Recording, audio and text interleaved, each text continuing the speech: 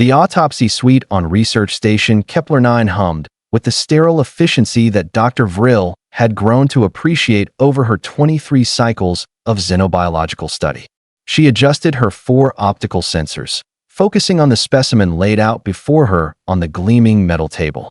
A human, male, approximately 30 standard years by their reckoning, dead for exactly 72 hours according to the recovery team's logs, or so they thought. Begin recording, Vrill announced, her mandibles clicking with barely contained excitement. Specimen RF, 1847. Human. Origin, colony vessel Meridian's Hope. Cause of death, catastrophic decompression following hull breach in Sector 7. Her assistant, a nervous young Quilnari named Joss, bobbed his gelatinous head in acknowledgement. His tentacles trembled slightly as he arranged the surgical instruments. First autopsy, poor thing. Vrill remembered her own initiation into xenobiology, though she'd never worked on a human before. They were rare. Fascinating.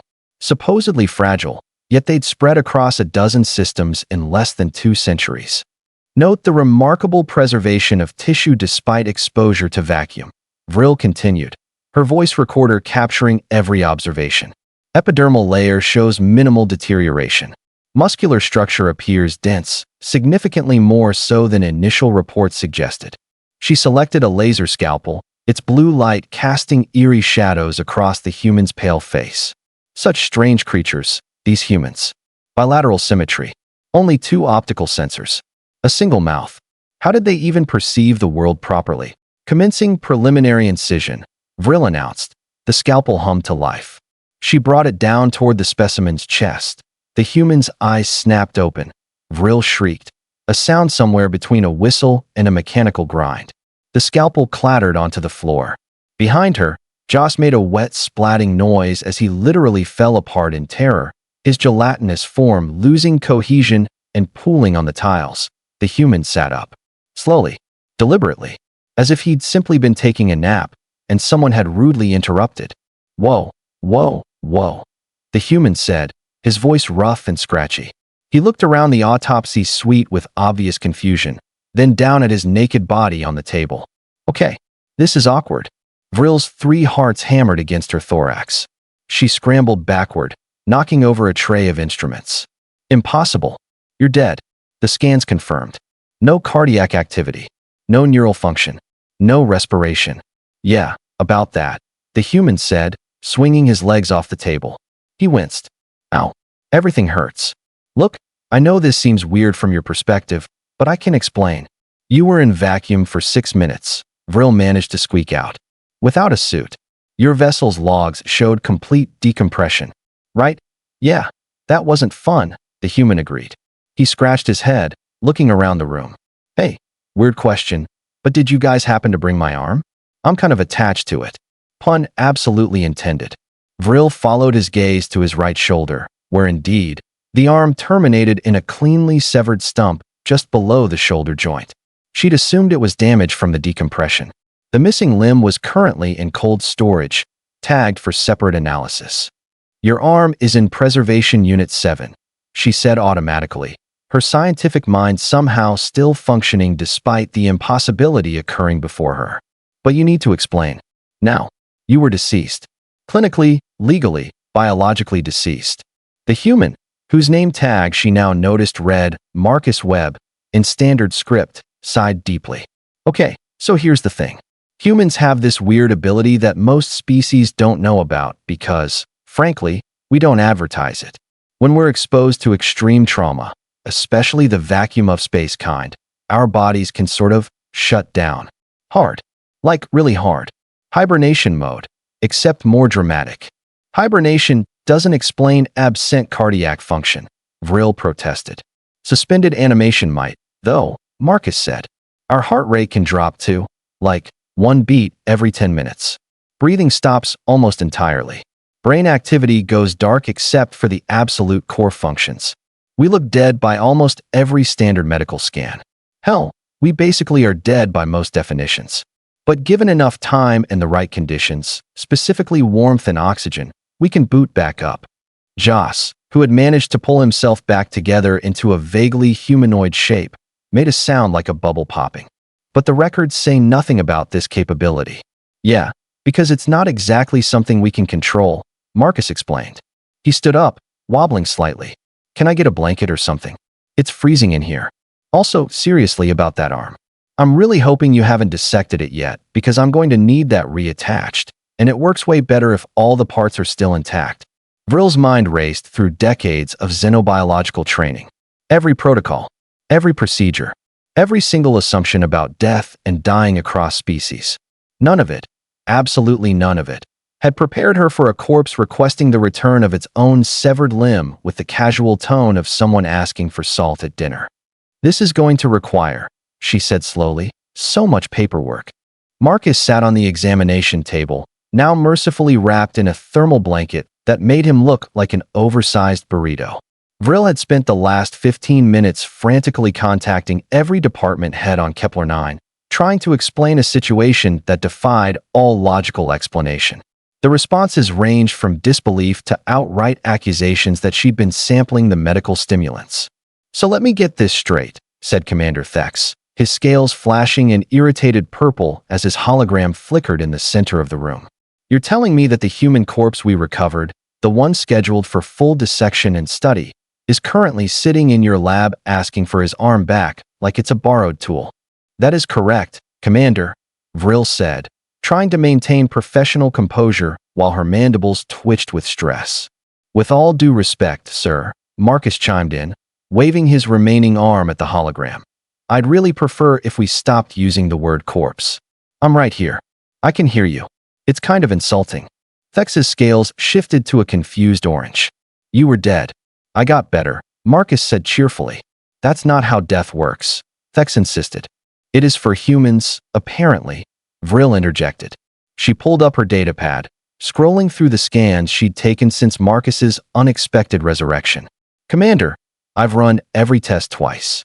His vital signs are stabilizing. Cellular regeneration is occurring at an accelerated rate. Whatever this suspended animation state is, he's coming out of it. His body is literally repairing itself as we speak. Joss, who had been quietly reforming himself in the corner, finally spoke up. His voice wobbled with residual terror. Should we contact the human authorities? Surely they need to know one of their people survived. Oh, man, yeah, Marcus said, perking up. The crew. Are they okay? How many made it off the Meridian's Hope? An uncomfortable silence filled the autopsy suite that Vrill's optical sensors dimmed sympathetically. Mr. Webb, I'm afraid you were the only one recovered. The explosion that caused the decompression, it was catastrophic. The vessel broke apart completely. The color drained from Marcus's face. The cheerful demeanor vanished, replaced by something hollow and haunted. All of them. Captain Rivera? Engineer Patel? Little Amy from hydroponics who always sang off-key.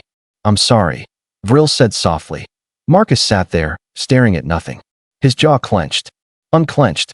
When he spoke again, his voice was barely a whisper. How long was I out there? 6 minutes in vacuum before our recovery team found you, Vrill explained. Then 72 hours in stasis here while we waited for authorization to begin the examination. 3 days, Marcus repeated. He laughed, but there was no humor in it. I was dead for 3 days, and I missed their funerals. I missed everything. He looked up at Vrill, his eyes glistening with moisture. They died instantly, right? They didn't suffer. Vrill checked her datapad, though she already knew the answer.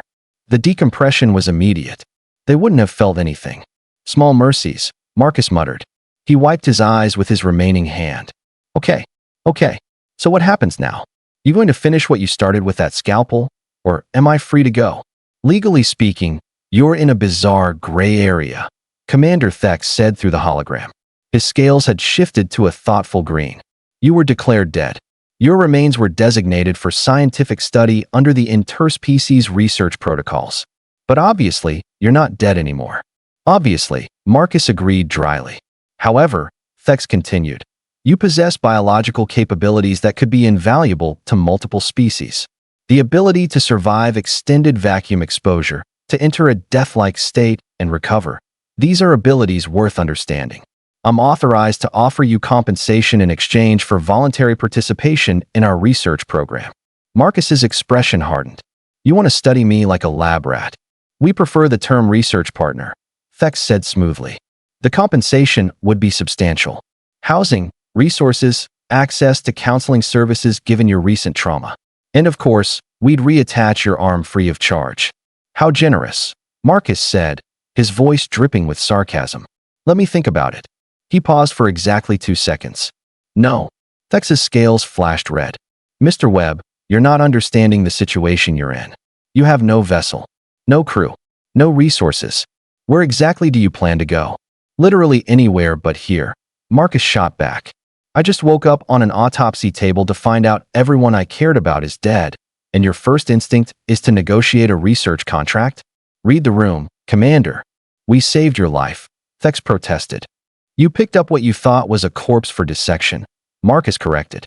That's not exactly heroic rescue territory. Look, I appreciate not being dead and all, but I'm not staying here so you can poke and prod me like some kind of science experiment. Vrill found herself speaking before she'd fully thought it through. What if it wasn't like that? All eyes turned to her. Or optical sensors, in her case. Explain. Thex demanded. Vrill's mandibles clicked rapidly, a sign of nervous excitement. Mr. Webb, you said this ability isn't something humans advertise, which means most humans probably don't even know they have it. What if instead of studying you like a specimen, we partner? You help us understand this capability, we help you understand it too. Real collaboration. No confinement. No forced procedures. Just 2 scientists trying to figure out something remarkable. Marcus studied her with those strange bilateral eyes. You were about to cut me open. To be fair, I thought you were dead, Vrill said. I'm very sorry about that, for what it's worth. But I'm genuinely fascinated by your biology. Not as a specimen. As a colleague. Think about it. What if other humans are out there, injured, appearing dead, getting buried or cremated before they can recover? What if understanding this could save lives? She could see the conflict playing across his face. Pain, anger, grief, but also something else. Curiosity, maybe. Or purpose. Finally, Marcus sighed. Can I have my arm back first? It's really hard to think properly when I'm literally incomplete. The reattachment procedure took 4 hours, with Marcus insisting on staying conscious through the entire process despite Vrill's repeated offers of sedation. He said he'd had enough of sleeping through important events. She couldn't argue with that logic, though watching someone calmly observe their own limb being surgically reconnected was unsettling even by xenobiological standards. Fascinating, Vrill murmured, watching the tissue knit together under the cellular regenerator's beam.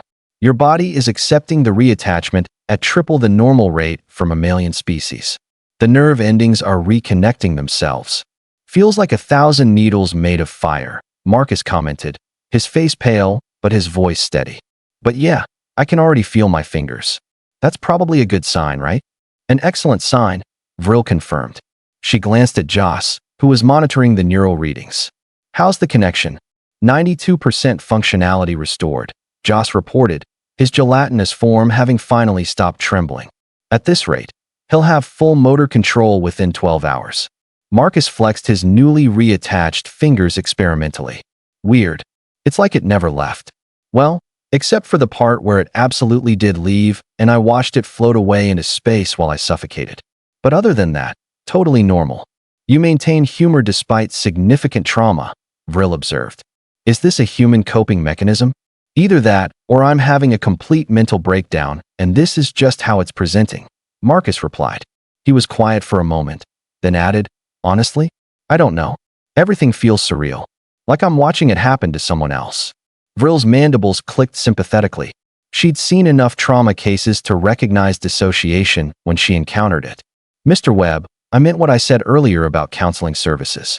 What you've experienced, the loss of your crew, your own temporary death, these aren't small things. Yeah, I know, Marcus said softly. He watched the cellular regenerator work, the soft blue light reflecting in his eyes. But right now, focusing on this, on something concrete and scientific, it helps. Gives me something to think about besides the fact that I'm the only one who made it. The suite fell silent except for the hum of medical equipment. Vrill worked methodically, sealing the last of the tissue connections.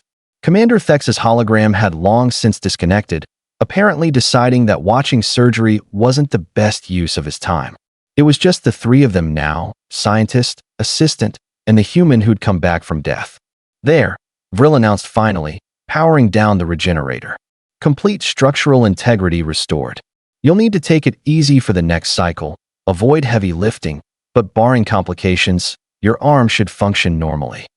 Marcus rotated his shoulder, then his wrist, wiggling each finger individually. A grin spread across his face, the first genuine smile Vrill had seen from him. That's incredible. On human medical stations, this would have taken weeks of surgery and months of physical therapy. You did it in an afternoon. Different species have different advantages, Vrill said. We may not survive vacuum exposure, but our medical technology is quite advanced. She paused, considering her next words carefully. So, have you given any thought to my proposal? The collaborative research. Marcus's smile faded slightly, but he nodded. I have actually, and I've got some conditions. I'm listening. First, everything is voluntary. If I say stop, we stop. No guilt trips, no pressure, no manipulation. Second, I get full access to all research data. No keeping me in the dark about what you're learning. Third, we publish under joint authorship. This isn't you studying me, it's us figuring this out together. And fourth, his voice hardened. Anything we learn gets shared freely with human medical authorities. No patents, no proprietary claims, no corporate ownership. If this can save lives, it needs to be available. Vrill's optical sensors brightened with respect. Those are reasonable conditions. More than reasonable, actually. I accept all of them. Just like that. Marcus seemed surprised. Just like that, Vrill confirmed. Mr. Webb, I became a scientist because I wanted to understand the universe, not profit from it. If our research helps others, that's the entire point. She extended a foreclaw formally. Partners. Marcus looked at the claw, then carefully grasped it with his newly reattached hand. Partners. But call me Marcus. Mr. Webb was my father, and he definitely never came back from the dead. Fair enough. I'm Vrill. Just Vrill. My species doesn't do family names. Joss burbled excitedly from his station. This is unprecedented. A human culinary vaccine research partnership focused on adaptive biology. The papers we could produce, the lives we could save, the funding we could secure. Easy there, Joss, Marcus laughed. Let's start with figuring out why I didn't stay dead before we planned the Galaxy lecture tour. He slid off the examination table, testing his balance. His legs were steady. So where do we start? Blood tests? Brain scans? Making me read really boring literature until I fall into a death-like state. Actually, Vrill said, pulling up a holographic display. I'd like to start with your story. Everything you remember from the moment of decompression until you woke up here. Environmental factors matter in biological responses, and your subjective experience could provide crucial data. Marcus's expression grew distant. It's fragmented. I remember the alarms. The hull breach warning. Captain Rivera screaming for everyone to get to the escape pods. Then this sound, like the universe inhaling, and suddenly I was outside. No suit. No ship. Just me and the stars. And the cold. Vrill prompted gently. It wasn't cold at first. It was burning. My lungs were on fire because the air was ripping out of them. I could feel my blood starting to boil under my skin. I tried to hold my breath, but that just made it worse. So I let it out. All of it. He shuddered at the memory. Then it got cold. So cold it stopped feeling like anything. And dark. Not just dark because space is dark, but dark because my eyes stopped working. And then nothing. Just nothing. Like I stopped existing. But you didn't stop, Vrill said quietly. Some part of you kept going. Kept surviving. Yeah, Marcus agreed. Some stubborn part that apparently refuses to quit even when it absolutely should. He met Vrill's gaze directly. You know what the weirdest part is? When I woke up on that table and saw you with the scalpel, my first thought wasn't fear or anger. It was relief. Because it meant I wasn't alone anymore. After floating in that nothing, even waking up about to be dissected felt better than the alternative. Vrill felt something shift in her perception. This wasn't just about scientific advancement or medical breakthroughs. This was about a being who'd experienced something fundamental and terrifying, who'd touched the edge of death and come back carrying that knowledge. Understanding his biology mattered, yes, but understanding his experience mattered just as much. Thank you for sharing that, she said. I know it wasn't easy. Marcus shrugged with both shoulders, clearly pleased that the movement worked properly again. Like I said, it helps to talk about it. Makes it feel real. Less like a nightmare. He looked around the autopsy suite with a wry smile. Though waking up here didn't exactly help with the nightmare aesthetic. Maybe next time we could meet in, I don't know, a nice cafeteria or something. Next time, Vrill promised, we'll definitely choose better surroundings. She saved her notes and powered down the holographic display. For now, you should rest. Real rest, not death-adjacent hibernation. We have quarters prepared, and Joss will show you where the food dispensers are. Tomorrow, we begin proper research. Sounds like a plan, Marcus said. He started toward the door, then paused. Hey, Vrill. Thanks. For treating me like a person instead of a specimen. For listening. For the arm. For all of it. Thank you for trusting me despite the circumstances, Vrill replied. Now go eat something. You've been technically dead for 3 days.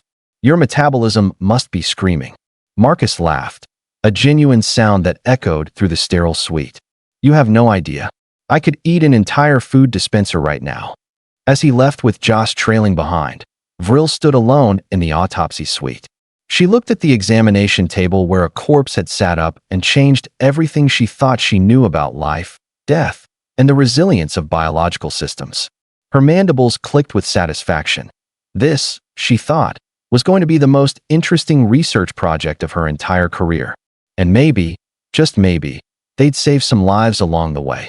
She began composing her initial report, her claws dancing across the datapad. The heading read simply, Adaptive Survival Mechanisms in Homo sapiens, a collaborative study. Scientists across the galaxy were going to lose their minds. And somewhere in the station's residential quarter, a human who'd refused to stay dead was probably raiding the food dispensers and planning his next impossible survival. The universe, Vrill decided, was far stranger and more wonderful than any textbook had ever suggested. So what did you think? Did this story surprise you? Let me know your thoughts in the comments below. If you enjoyed this sci-fi story, please hit the like button. It really helps the channel grow. And don't forget to subscribe for more mind-blowing science fiction stories every week.